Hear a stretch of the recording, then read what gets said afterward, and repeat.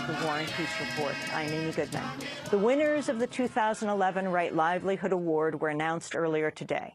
They are Chinese solar power pioneer Huang Ming, Jacqueline Mudena, a human rights activist from Chad, the American midwifery educator Ina May Gaskin, and the Spanish-based farming nonprofit Grain. The Right Livelihood Awards are awarded annually and are widely known as the Alternative Nobel Prize. Well, earlier this week, one of the best-known past winners of the Right Livelihood Award, the Kenyan environmentalist Wangari Maathai, passed away. She died on Sunday at the age of 71 after a battle with cancer. She died in Kenya. In 1977, she spearheaded the struggle against state-backed deforestation in Kenya and founded the Greenbelt movement, which has planted tens of millions of trees in the country and around the world. She's also been an outspoken advocate for women's rights and democratic development. In 1984, she won the Right Livelihood Award. 20 years later, she won the Nobel Peace Prize, becoming the first African woman to do so.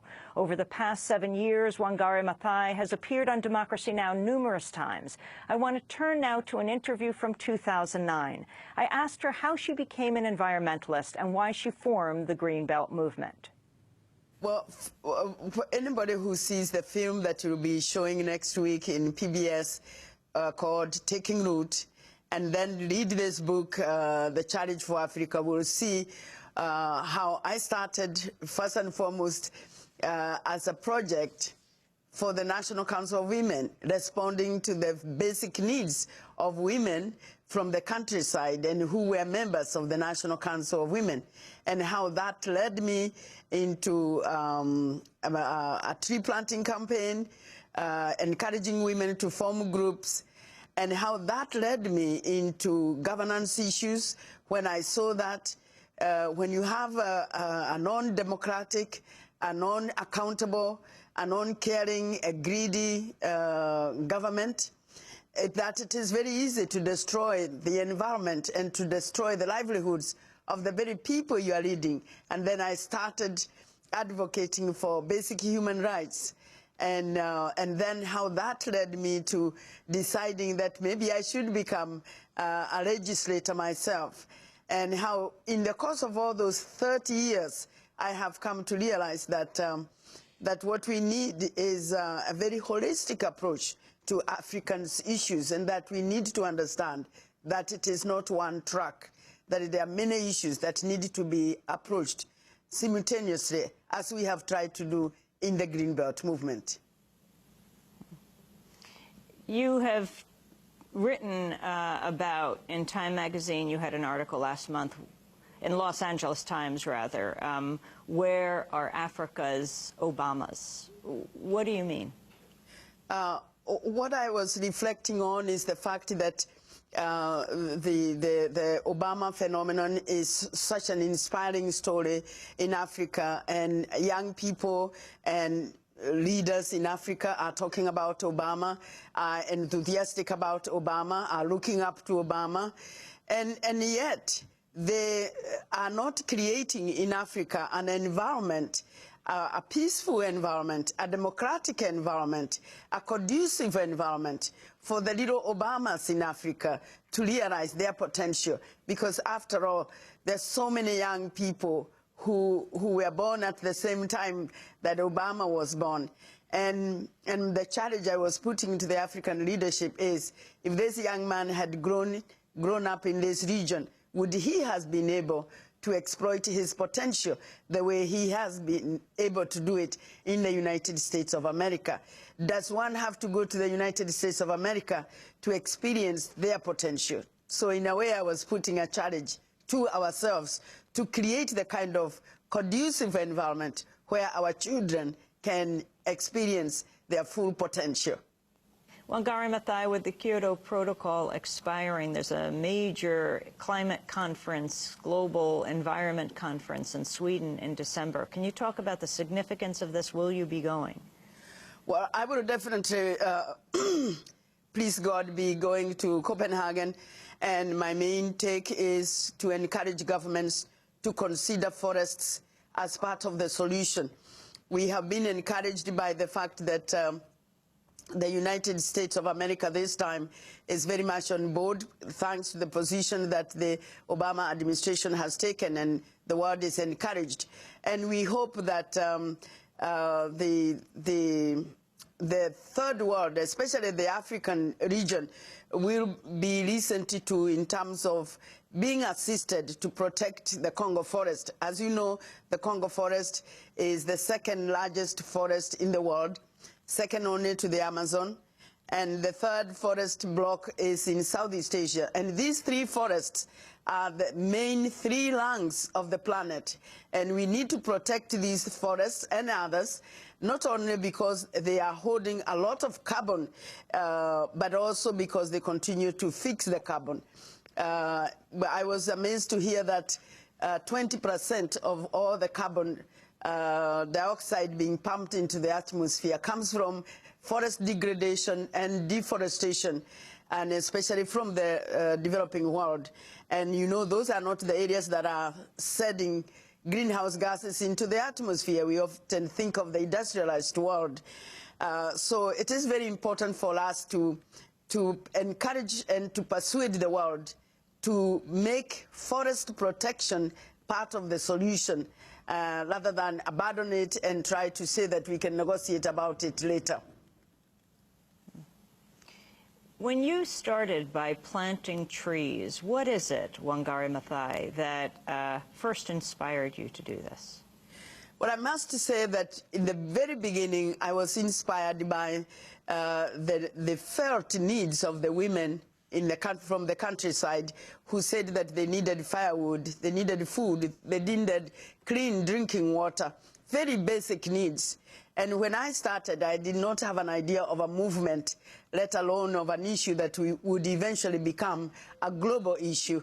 But once I started, it's like I opened a box, a Pandora's box, that then showed me the interrelationship between how we manage our resources, how we manage our environment, how we share those resources, and whether we live in peace or in conflict with each other.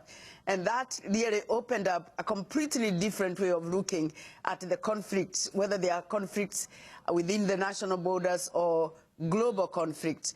Wherever you look at these conflicts, we are really fighting over resources. It is either water, land, minerals, somebody wants to control them, somebody wants to be to come in, some people are being excluded, and people sooner or later, if they are excluded, they seek justice, and economic justice, social justice, environmental justice. These are all very important rights and issues that need to be addressed if we need or if we want to live in peace with each other, whether it is within our own communities or, as I say, across the globe.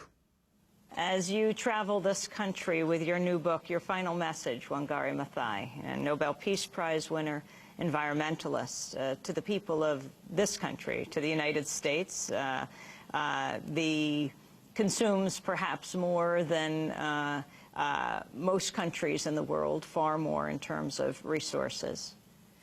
Well, thank you very much. As I go around in this beautiful country, which I love, because many people know that I spent almost 5 years in this country and I got my education, and a lot of the inspiration that continues to guide me was obtained while I was going to school in this country. It's really to share my experiences with the people of this great country and to encourage them to understand Africa better, so that as they try to help and to provide the leadership in the world, they can appreciate that it is not a simple matter. It is not something that you can fix overnight, that it is a complex issue. It needs a holistic approach so that we can truly have a peaceful area. And as we have seen right now, as we are looking in our television and seeing the tragedies that are taking place along the eastern coast of Africa, of the Somalia border, we recognize that failed states and conflicts in that part of the world or any other part of the world eventually come home. And so it is in our interest to promote good governance everywhere and to ensure that human rights are respected, equity is respected, because where you have too many people who are poor and few who are rich, sooner or later there is a conflict that may easily come knocking at our own doors. The late Wangari Maathai, speaking on Democracy Now! In 2009. The Kenyan environmentalist and Nobel Peace Prize winner died Sunday at the age of 71. I want to end today's show with an excerpt from her 2004 Nobel Prize acceptance speech, when she became the first African woman to win the Nobel Peace Prize.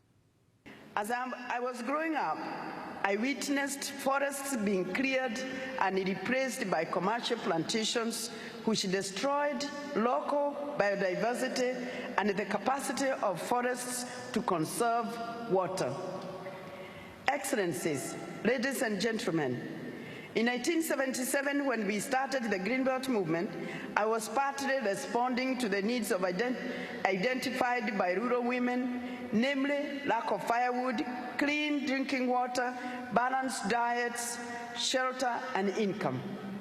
Throughout Africa, women are the primary caretakers, holding significant responsibility for tilling the land and feeding their families. As a result, they are often the first to become aware of environmental damage as resources become scarce and incapable of sustaining their families. The women we worked with recounted that, unlike in the past, they were unable to meet their basic needs. This was due to the degradation of their immediate environment, as well as the introduction of commercial farming, which replaced the growing of household food crops. But international trade controlled the price of exports from these small-scale farmers, and a reasonable and just income could not be guaranteed.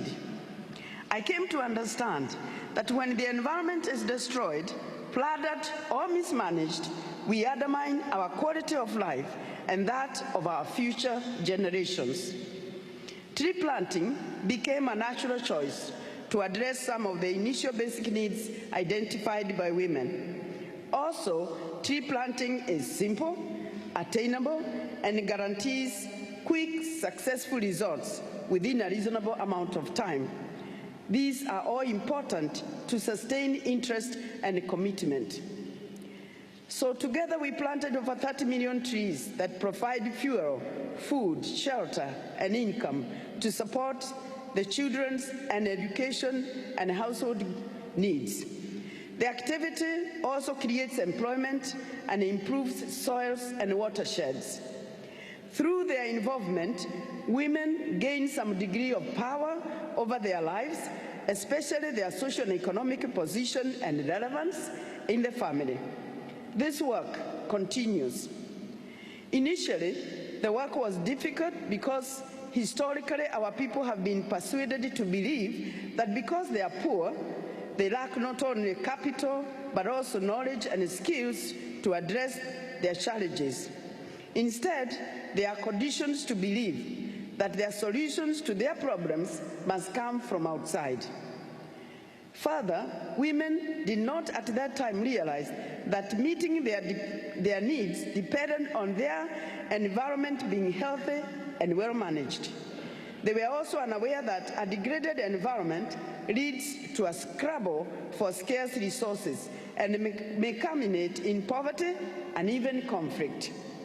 They were also unaware of the injustices of international economic arrangements. In order to assist communities understand these linkages, we developed a citizen education program during which people identify their problems, causes, and solutions. They then make connections between their own personal actions and the problems they witness in the environment and in society. The late Wangari Maathai, Kenyan environmentalist and Nobel Peace Prize winner, she died on Sunday in Kenya at the age of 71. You can go to our website at democracynow.org for our full archive of interviews with Wangari. And that does it for today's broadcast.